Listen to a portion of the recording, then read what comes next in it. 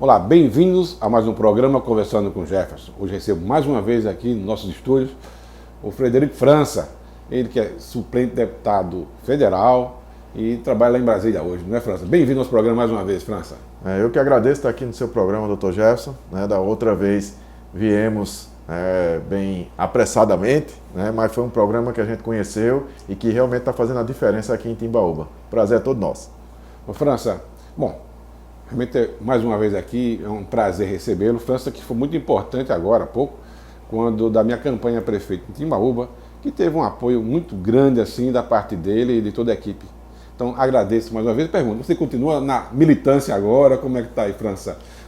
Você foi candidato a deputado federal e como é que é aí? Você está animado de novo? Já está em pré-campanha? Bom, saímos agora de uma campanha municipal. Foi uma campanha muito forte, muito árdua, principalmente aqui em Timbaúba, onde você, Dr. Jefferson, realmente deu muito orgulho para o partido, foi muito bem votado, com a pouca estrutura que teve e mostrou que o povo, boa parte dele aqui em Timbaúba, olhou com bons olhos para a sua candidatura. E a gente tem muito a agradecer e orgulhar de ter pessoas como você, toda a sua equipe, aqui em Timbaúba. E estamos na política.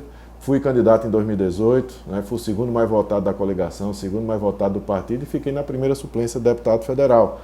Pudemos trazer vários projetos aqui para Pernambuco e temos a grata satisfação de continuar no partido, à frente do partido aqui no estado, como presidente estadual, e vamos continuar e, se Deus quiser, no ano que vem seremos candidatos novamente a deputado federal. E agora muito mais estruturado, mais experiente. Isso é bom. E contando com um grupo muito forte aqui em Pernambuco e aqui em Timbaúba vocês vão fazer a diferença. Bom, vamos fazer a nossa parte. Isso aí. Mas, Frederico, quero agradecer já pelo apoio que você me deu, como falei inicialmente, em relação a uma emenda parlamentar através do deputado federal Luciano Mivar, que ele nos concedeu aqui para Timbaúba, que foi para algumas escolas públicas do município a inclusão digital através da internet de boa qualidade, via satélite, não é? Isso assim. É isso aí. A gente vê que as escolas urbanas estão num patamar melhor do que as escolas rurais, principalmente na área de tecnologia. A gente teve essa pandemia e qual foi a maior necessidade? Estar presente nas redes sociais, estar presente com tecnologia, com a conectividade. E as escolas rurais não tinham.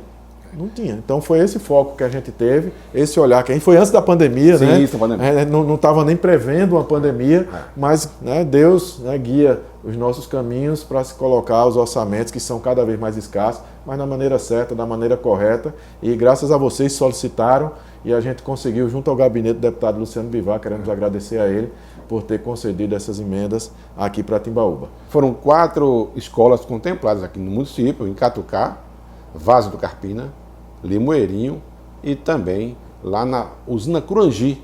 Então, escolas da área rural e os alunos agradecem. É isso aí. Depois a gente vai vir para visitar essas escolas, ver como é que tá, como é que ficou as instalações, que é importante também a gente saber se foi feito de acordo com o projeto do governo federal, a implantação dessa internet banda larga nas escolas rurais, que é uma internet via satélite. A gente tem novidades para esse ano e estamos brigando novamente para ver se a gente traz mais alguma coisa. Isso, vamos trabalhar para uma cidade melhor. Não sabe que não está sendo fácil, porque antes o PSL tinha apenas um prefeito. Agora são 5 prefeitos, 3 vice-prefeitos, 54 vereadores eleitos, então ampliou-se a base do PSL e o deputado federal continua com um só. Sim. Por isso que a nossa meta no ano que vem é ter 2 ou 3 deputados federais eleitos para a gente ter uma base maior, uma estrutura maior para poder atender o PSL que cresceu bastante aqui no estado. Ok, França, então que projetos são esses que vocês estão elaborando e trazendo a possibilidade, vamos dizer assim, de termos aqui em nossa cidade? Bom, a nossa plataforma política ela tem 3 eixos principais. O primeiro é a segurança pública, que é a minha expertise, sou policial rodoviário federal. Então a gente pretende ampliar a segurança pública no município, através da implantação das guardas municipais, nos municípios onde não tem, e onde tem, para a gente melhorar, valorizar e equipar essas guardas municipais. A gente conseguiu, no ano passado, R$1.600.000 de emenda parlamentar para as guardas municipais. Isso daí foi muito bom, porque eles estão num patamar agora melhor do que estava antes. E antes disso teve também a questão das viaturas da guarda. Hoje as guardas municipais no estado andam de Renegade. Então foi uma valorização muito grande do trabalho deles. O segundo eixo é o cooperativismo. Então, através do cooperativismo, nós temos muitos projetos para desenvolver nos municípios inclusive para poder desenvolver o trabalho para que as pessoas aprendam a ganhar seu próprio dinheiro através do empreendedorismo cooperativo. E isso diminui custo, valoriza, né, o trabalho local, valoriza o empreendedorismo local e os recursos ficam no município. É diferente eu trazer uma empresa grande aqui, né, uma multinacional, onde o lucro vai para fora. A maior parte do recurso vai para fora. Já o cooperativismo não. Todo o recurso é gasto na localidade, é reinvestido na localidade. E é nisso que também a gente vai trabalhar. E o terceiro, né, e não menos importante, é o terceiro setor, né, que são as associações, ONGs, né, OCIPs, que tenham condições de fazer um trabalho social nos municípios e a gente dá o suporte lá no governo federal, não só através do nosso gabinete, que a gente vai ter, se Deus quiser, como a estrutura nos ministérios, para a gente trazer projetos, desenvolver projetos em conjunto com essas entidades do terceiro setor, para a gente minimizar aí o efeito de empobrecimento da nossa população. Aqui na cidade nós vemos que empregos são poucos, a educação precisamente de dar um upgrade, vamos dizer assim, melhorar e qualificar os jovens na nossa cidade. Não só jovens, mas como todo, de uma forma geral, que possa contribuir com o nosso crescimento. Que a educação é fundamental. E então, as escolas de tecnologia, que possam vir técnicas, né? Escolas técnicas que possam aqui melhorar realmente. Não, e a gente tem um trabalho dentro do PSL, né, que dá para a gente trazer para cá, certo? Vamos ver a aceitabilidade do prefeito eleito, entendeu? Mas não quer dizer que a gente é inimigo de quem foi eleito. A gente vai tentar trazer o máximo de estrutura aqui possível, lógico, através das nossas lideranças, para desenvolver a cidade de Timbaúba e região. Aqui em Goiânia, a gente está implantando um parque tecnológico, né, onde tem incubadoras, grandes empresas investindo lá em tecnologia. Né, porque é que Taiwan é o que é, né, e é desse tamanho, né, a 10ª economia do mundo, né, num país muito menor, porque investiu em tecnologia, investiu em educação, você libertou o povo, né, pelo conhecimento. Então é o que a gente também quer fazer aqui. Já começamos em Goiânia o primeiro parque, né, tecnológico, nos moldes que foi montado, que é no mesmo molde lá da Europa, né, que é montado desse jeito, e a gente está fazendo aqui em Goiânia o primeiro. Petrolina já quis fazer e Pojuca também. Então por que não trazer também para cá, para a gente fazer um desenvolvimento, trazer o desenvolvimento para cá, aproveitando as cabeças pensantes de Timbaúba, que é o caso que está acontecendo lá em Goiânia, né, tinha estudante que estava indo para fora do país, para desenvolver através das empresas e parque tecnológico de fora do país. Agora não, eles vão ficar lá. Eles vão ficar lá, produzir aqui no Brasil, e isso é um grande erro, levar para fora. Eu sei que tem programas do governo do estado, né, de alguns municípios, de levar as crianças para fora, as nossas melhores crianças para fora do país. O que é que acontece? Lá eles têm acesso a uma nova cultura, valorizado, onde eles vão arrumar empregos e fazer empreendedorismo, ganhando muito mais do que voltando para cá. O que é que acontece? Vamos perder nossos valores. Então a gente precisa ter aqui o desenvolvimento da tecnologia dentro do nosso país, para reter o nosso capital intelectual. Bom, isso é importante. Eu vejo realmente isso. Muitos jovens que saem assim para aprender um pouco, realmente fica difícil quando voltam ao Brasil e querem voltar, retornar ao exterior para poder desenvolver aquilo que aprenderam.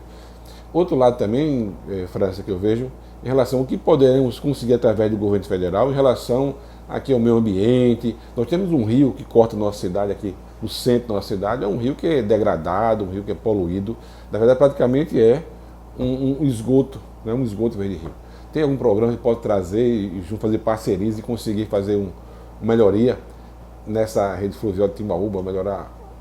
Bom, os trabalhos que são desenvolvidos, principalmente nessa parte de saneamento, né, nessa parte de meio ambiente, né, que é a recuperação dos rios, são projetos de custo altíssimo e precisa do apoio e da iniciativa da prefeitura.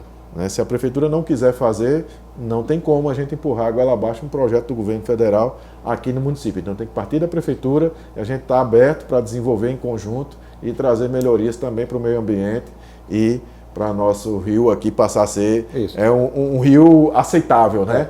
Voltar a ser rio, aliás, né? É verdade. Que hoje é um esgoto a céu aberto. É verdade. Esse rio ele começa lá de São Vicente e termina em Goiânia, não é?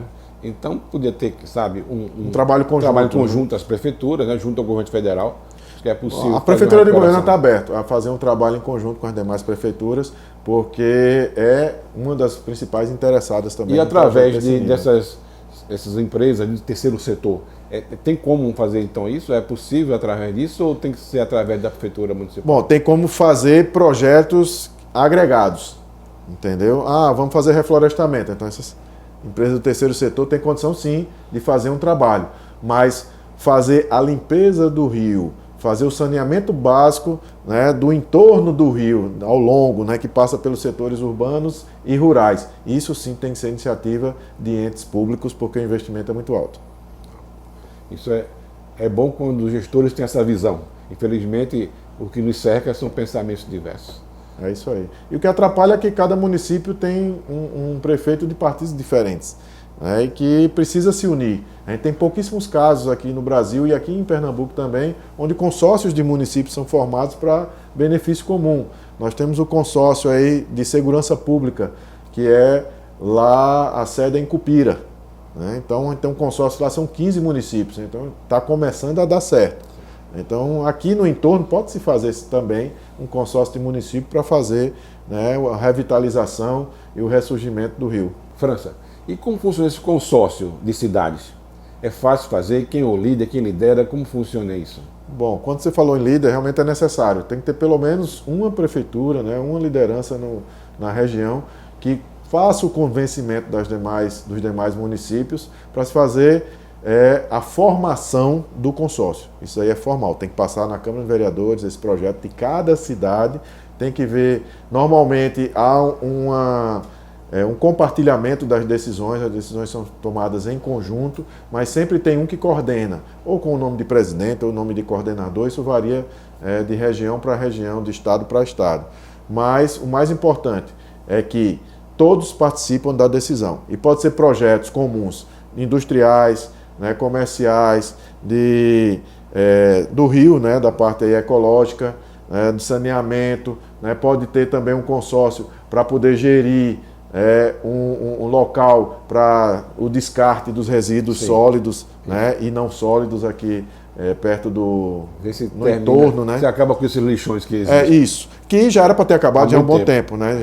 Já ficam protelando a finalização disso por conta que as prefeituras não estão conseguindo fazer ou não querem fazer, né? Enfim, então tem consórcio de segurança pública, pode ter um de saúde para ter um hospital regional aqui que atenda toda a região, enfim, o consórcio pode ter várias ações sendo desenvolvidas por ele. O que é importante é que vai trazer renda e melhor condição de vida para essa população. Isso é o que é importante. Quando a gente soma esforços, a gente diminui custo. Imagine se cada município desse fosse fazer um hospital, né? Se cada município desse fosse fazer sua própria guarda municipal, se cada município desse fosse fazer o seu trabalho individual, né, de desassoreamento do rio, que nem sempre ia coincidir um trabalho com o outro. Aí o resultado, né, da obra não ia ser parte de saneamento tão bom. Limpeza do rio, não adianta uma cidade só fazer. Não, tem que ter esse consórcio todas, para que todo aquele trajeto seja contemplado por todos os municípios. Exatamente. Então a união é que vai fazer a força, mas precisa de interesse e foco na população e não nos interesses individuais.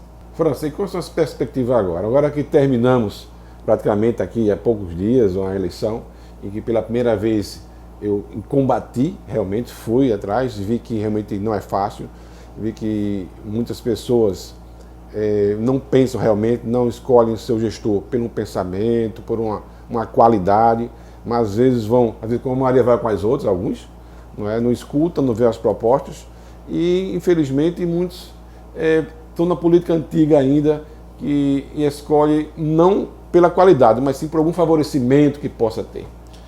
Infelizmente isso daí acontece ainda. Estamos vivenciando, né, desde 2018 que a gente está vivenciando isso, uma redução gradativa, mas ainda é muito lenta. Essa redução de pessoas que começam a vender seu voto, de pessoas que começam a trocar por alguma coisa. Que muita gente acha que vender o voto é só receber o dinheiro. Não é só isso. Promessa de emprego é vender voto, né? Promessa de ocupar alguma função é vender voto, né? Promessa de ter um serviço ou um produto lá na frente é vender o voto. Então a gente tende a ter, né, essa crescente aí para cada vez mais combater essa venda de voto, que aí é o início da corrupção aqui no Brasil. Muita gente aponta o dedo, né, para aquele político corrupto, mas esquece que tem 3 dedos apontados para você mesmo. O que é que eu estou fazendo para combater a corrupção? Será que os meus atos, né, estão sendo menores do que aquele político corrupto? Será que eu estou dando exemplo para os meus filhos, para os meus netos, Então isso, a consciência, a gente tem que fazer. E esse é um ano muito bom, 2021, que não é ano de eleição, da gente iniciar e fortalecer esse trabalho de combate à corrupção para que no ano que vem, que é um ano efetivo, né, de eleição para deputado estadual, federal, governador, presidente da República e Senado, para poder a gente fazer um trabalho e sentir e ver nas urnas o resultado da diminuição da corrupção. A gente sabe que não vai ser de uma hora para outra, que infelizmente tem muita gente ainda impregnada nas veias, a necessidade de se ter um retorno financeiro imediato na hora da eleição, e quando isso acontece, né, um candidato a deputado federal ou estadual, né, direto ou indiretamente, acaba gastando 5, 6, 10, 15 milhões de reais, quando pega o mandato vai roubar. Não tem outra forma, tem que tirar o dinheiro público para cobrir esses gastos. Isso, vai tentar cobrir esses gastos, vai tentar pegar mais ainda para botar alguma coisa no bolso e pegar outro tanto para a próxima eleição. Isso acaba sendo um reflexo da caríssima eleição que tem aqui no Brasil. Não precisava gastar tanto dinheiro, né? Mas alguns, né, infelizmente, fazem isso corroborado e apoiado pela própria população que vende o voto, não é todo mundo que vende o voto. É como você falou, a gente estava conversando agora, então se todos os eleitores fossem honestos, provavelmente não teríamos políticos corruptos. Exatamente. O político não veio de Marte, veio de dentro da população. Então, se nós temos político corrupto, porque infelizmente nós temos eleitores corruptos. Então, quem tem o poder não é o político, é o eleitor. Então a gente tem que mudar, para mudar o Brasil em relação à corrupção, a gente tem que mudar o comportamento do eleitor. E preocupado com isso, já desde 2018, não, foi 2019, né, que a gente colocou, né, uma série de vídeos aí que corrupção não combina com cristão. Sim. Né? Então o primeiro vídeo que eu fiz foi o que é corrupção, para as pessoas saberem exatamente o que é corrupção. O segundo foi tipos de corrupção, porque a corrupção não começa nessas grandes, né, na Operação Lava Jato, Operação Tamoio, né, essas outras grandes operações não. A corrupção começa nos pequenos atos, né, e dentro de casa, inclusive. Né, quando o nosso filho foi brincar com o filho do vizinho e voltou, né, com um bem que não é dele. Né, voltou com um brinquedo que não é dele, é do vizinho. Eu tenho que fazê-lo voltar e devolver. Eu tenho que já doutrinar o nosso filho para que ele saiba que aquilo que não é seu não lhe convém. Né, tem que ser devolvido para que ele cresça e faça da mesma forma isso daí quando for adolescente, quando for adulto. Então a gente defende sim, né, que a gente tem um controle muito forte dentro de casa, quando for adolescente e quando for adulto mais ainda, porque as consequências são desastrosas. E o terceiro e último vídeo, né, falando exclusivamente sobre corrupção nas eleições. Então quem estiver acessando aí o nosso canal, né, Frederico Franca PE, vocês podem visualizar todos esses vídeos e mais outros que a gente está fazendo aqui, né, para poder divulgar as nossas ações e conscientizar a população, que é o mais importante. França, agora o momento é de crise. Temos a pandemia assolando, a economia está mal, e muitos desempregados, pessoas passando necessidade.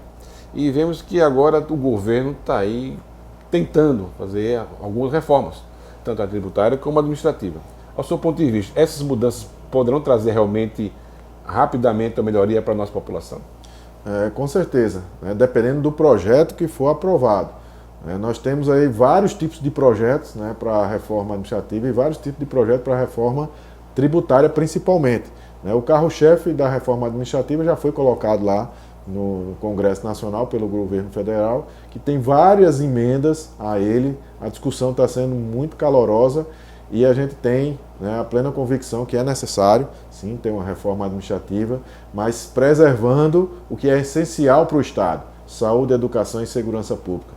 Sem esses três, nenhuma sociedade consegue sobreviver, né, de maneira satisfatória. E a gente tem também a reforma tributária, que o nosso partido, né, Partido Social Liberal, tem uma expertise muito grande e tem essas bandeiras desde o seu nascedouro, né, que é o primeiro partido liberal efetivo aqui no Brasil, foi o Partido Social Liberal, e a gente tem um projeto, né, do nosso partido para a reforma tributária, onde a gente se baseia na simplificação dos tributos, né, na modernização dos tributos, porque hoje no Brasil não é todo mundo que paga imposto. Menos de 40% da população paga imposto no Brasil, para poder beneficiar 100%. E isso, de alguma forma, está errado. Grande fortuna, ninguém paga no Brasil. A distribuição de lucros de pessoas jurídicas não paga imposto. No mundo todinho, na grande maioria, paga. Então aqui no Brasil a gente precisa fazer esses ajustes, mas sem a simplificação e sem a modernização a gente não consegue avançar. E fazendo isso a gente consegue diminuir as alíquotas, diminuindo a evasão fiscal, diminuindo a corrupção, né, na área tributária. Né, que a gente fazendo imposto moderno a gente consegue zerar, né, essas ações delituosas roubando o dinheiro do próprio povo. Né, e a gente, só quem faz isso normalmente são os grandes. Okay. Né, o pequenininho, o pequeno empresário, né, o pequeno servidor público, aquele que realmente presta as suas contas direitinho é quem paga a maior conta. Quem paga a conta por todo o restante. Então a gente acha injusto o sistema tributário que temos hoje no Brasil. A gente precisa modernizar principalmente. Né? Estamos na área da tecnologia, né? Na era da tecnologia está cada vez mais crescente. E o imposto é da época, né, de Dom Pedro II, que funciona aqui no Brasil. Vamos diminuir a carga tributária sem diminuir a arrecadação para poder manter os serviços essenciais aqui no Brasil. Esse é um compromisso do nosso partido, é o que a gente defende e é o que o Paulo Guedes, né, do governo federal, também defende que seja feito. Nesse primeiro momento não dá para fazer uma reforma muito profunda, que há muita resistência e muita falta de informação. Primeiro, a gente defende a desoneração da folha, porque a gente beneficia o trabalhador no primeiro momento e beneficia o empresário. Imagine vocês deixar de pagar INSS, deixar de pagar o INSS patronal, né? Deixar de pagar PIS, COFINS, contribuição social sobre o lucro líquido. Né? Só isso daí a gente já consegue reduzir mais de 20% da carga tributária do empresário e quase 18% da carga tributária do trabalhador. E isso vai ser bancado por quem?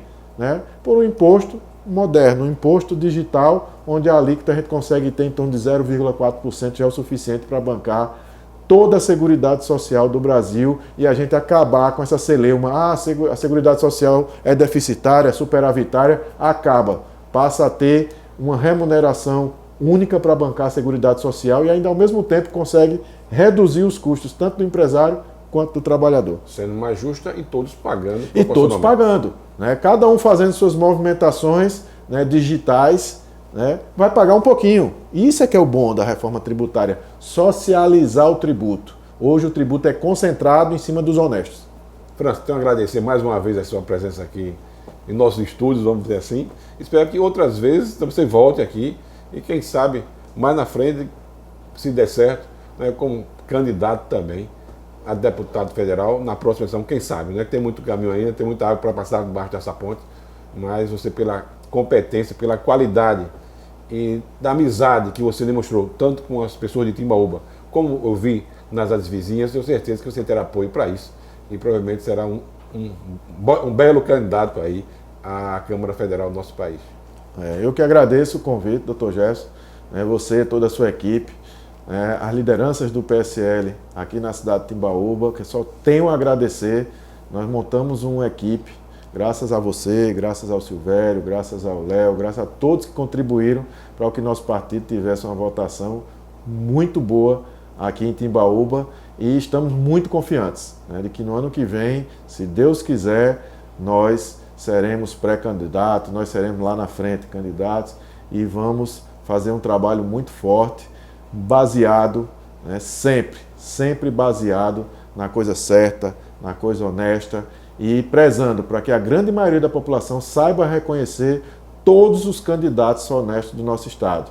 Eles vão ter muitas opções e nós, se Deus quiser, seremos uma delas, né, lá na frente, passando na nossa convenção partidária. Tá ok? Um grande abraço, fiquem com Deus, né, e sem Deus não somos ninguém. Obrigado, França. Assim, então, sempre no mesmo ponto. Não venda sua voto. Escolha a pessoa correta pela capacidade, porque ela só possa fazer por você. Um abraço, até mais. Curta, compartilhe e mande seu recado. Até mais.